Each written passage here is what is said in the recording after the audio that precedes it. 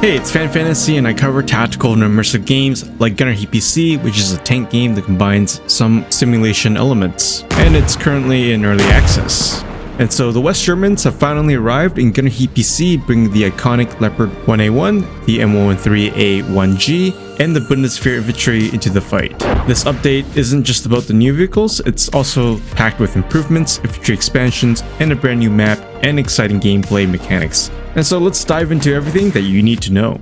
From the start, Gunner Heat PC aimed to include 4 major factions, at least in the Fulda region: the US, the Soviet Union, East Germans, and now the West Germans. This update introduces the Bundeswehr with the Leopard 1A1 series and the German M113s. There are 4 Leopard variants: the A1A1, the A1A2, the A1A3, and the A1A4. All are armed with the 105 L7 cannon, and there's very little differences in each of the variants. The Leopards carry 60 rounds in total, consisting of APDS or an APFSDS, which they were transitioning by the 80s, and Heat FS rounds. In terms of the Leopard rounds, we have the DM12, which was used a lot earlier, and we also have the DM23 APF SDS rounds. Leopard 1 also introduces the HESH rounds to Gunner Heat PC.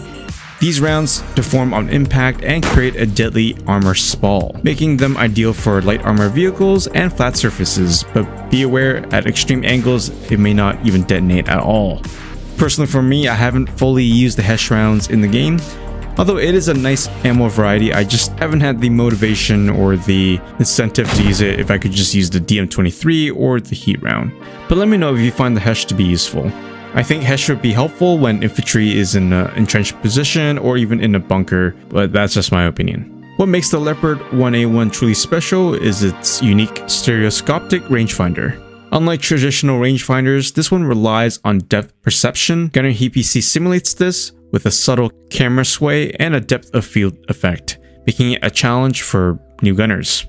And honestly, this is a cool and challenging system, different from the M60A1 and the Soviet sights, and it does take a little bit of practice to adjust and to get used to.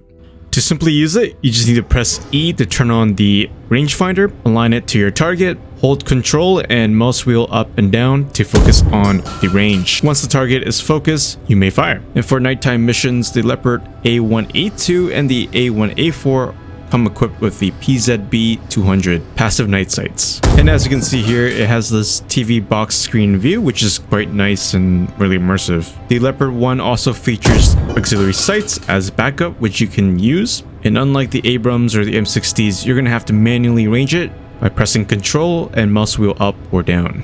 Infantry just got a boost in Gunner Heat PC. Both West German and Soviet troops have been added. The West Germans are armed with the G3A3s and the Soviets with their AK-74s. Soviet troops are also bringing the RPG-7VLs into the mix, which adds more anti-tank threats to the battlefield. Matched with these new forces, several missions have been updated to include infantry. Those are Casual Cleanup, Keen Kestrel, Lethargic Liberty, Slow Raid, Fog of War, and Steel Wedge.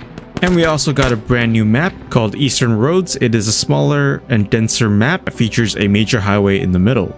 In Eastern Roads, there are 2 new missions called Table Salt, featuring the latest Leopard 1 tanks. Other improvements in this update include an alternative M2 Bradley loadout. This variant is an AP-focused loadout, making it more effective against lighter targets. The default 70-round APDS belt didn't seem to be enough, and so to reflect the crew's flexibility to load more AP rounds, they've added a variant that carries 230 APDS rounds and 70 high explosive rounds. Other features improvements include better visuals with the fire, smoke, and dust effects, and improvement and adjustments on the tracers.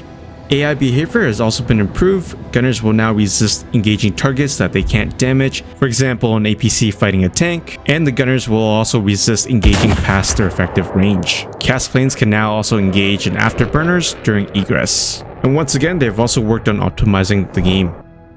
This update is a massive step forward for Gunner Heat PC, and it hits another major milestone. Just last year, we were introduced with the Soviet forces in Germany, and so slowly we're going to be getting more things like the Martyrs and also the Leopard 2 earlier variants. Make sure you try out the new vehicles and the newer missions, and let me know your thoughts below.